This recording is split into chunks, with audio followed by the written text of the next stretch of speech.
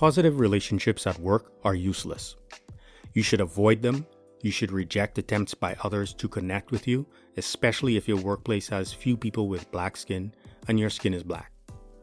I work with leaders daily, individuals, partners and co-founders, team leaders, project and functional teams, groups, and even a couple organizations. One of the things that people come to me for is to support them with various relationship challenges that affect positivity and productivity for any kind of business results or outcomes. This could be anything from clear communication to resolving conflict to transforming culture. I get paid as a professional coach, facilitator, and instructor to do this work. Why? Because relationships matter. I would argue that relationships matter more now than ever in all aspects of business. Relationships with colleagues who work in the same company but never work together may help create a sense of camaraderie at company and community events. They may become valuable network connections for internal transfers or external referrals. Even companies and their executive teams need to be systemically and specifically intentional about raising resonance between the company and its employees. Reference the Great Resignation and quiet quitting. The market has shifted. When companies don't meet their employees right, they run the risk of losing crucial talent at tremendous financial cost and in some cases brand damage. Today, I want to talk briefly about responding to people at work who make a bid to create a positive relationship. This is important for everyone, but particularly crucial for anyone underrepresented in the workplace. It could make a difference for promotion, performance ratings, your next project, an internal transfer, a new external job, your general experience at work, and even how much you get paid. In the next few minutes, you will have a different view of relationships at work with people who have privileges you do not, and the responsibility you have in those relationships to your professional success. It is going to be short, and it is a gem that you can choose to take seriously or toss aside to your own detriment. I say detriment because I watched a video on LinkedIn recently. In the video, a black woman spoke into the camera as if she were speaking to someone. That someone was framed as a white coworker who had approached her, apparently to connect in some way that was personal. Whether it was for coffee, lunch, or something after work is unclear. The bottom line is it was framed as a person who was trying to create a positive relationship. The black woman's response was something along the lines of, "I'm not your friend. Don't try to become my friend. I'm just here trying to get paid. My bills don't need friends." And anyone watching this video who's white should understand it is insulting to try to make friends with black people at work. This is a destructive mindset. I cannot imagine any well-meaning or well-trying person interacting with this kind of toxic presence and walking away with a sense that they want to go work with them, support them, refer them, promote them, hire or engage any further. It almost destroys any chance of a positive relationship, much less a productive one. What's crucial for maximizing career success is positive, productive relationships, not negative, destructive ones, or avoiding them for underlying self-impeding beliefs.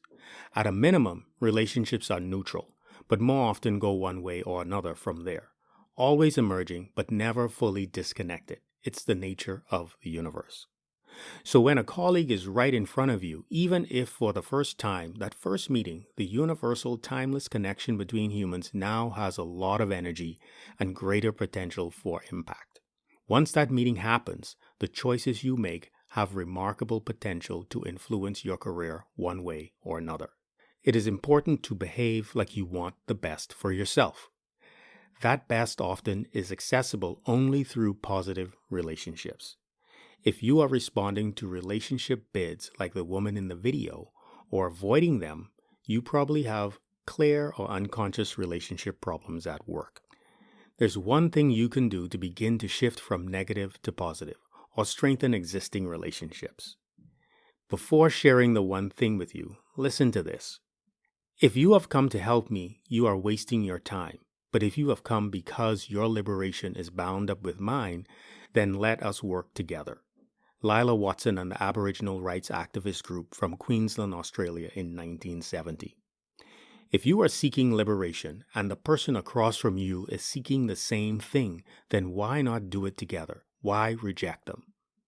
Other than competencies specifically associated with achieving, competencies associated with relating have the highest positive impact on leadership effectiveness. The most creative leaders excel at relating. And by the way, when I'm talking about leaders, I'm talking about you, because everyone is a leader of their life and their career. Here's the thing. Leadership development research tells us that relating has more positive impact than self-awareness, authenticity, and systems awareness. They are all important, of course, but relating is more influential than all on achieving and leadership effectiveness. There are several competencies that drive the dimension of relating, but two in particular stand out: interpersonal intelligence and fostering team play. I make up. The unknown white woman was attempting to promote spirit and synergy, which feeds collaboration, which is great for relationships and teams. Inviting these gestures rather than shutting them down is a place to practice. Interpersonal intelligence requires and demonstrates deep listening beyond oneself, working well with emotions and managing your own emotions. Building good rapport rather than getting angry and putting people down is a place to practice. For both of these competencies, I say practice because it is almost certain. In the case of the black woman in the video, for sure, a reaction, habit, and probably a pattern developed over years. Maybe it was useful at some point in the past, but it may not be useful anymore, especially at work. To have done whatever it took to get a great job and to be on a path to a potentially great career, what's possible with great relationships? Marshall Goldsmith wrote the book, What Got You Here Won't Get You There. It is a great concept to keep in mind as you begin your relationship practice. Thank you for spending a few minutes with me today. If you want support developing your relationships intelligence practice, email me at neil@neiledwardscoaching.com and let's get started.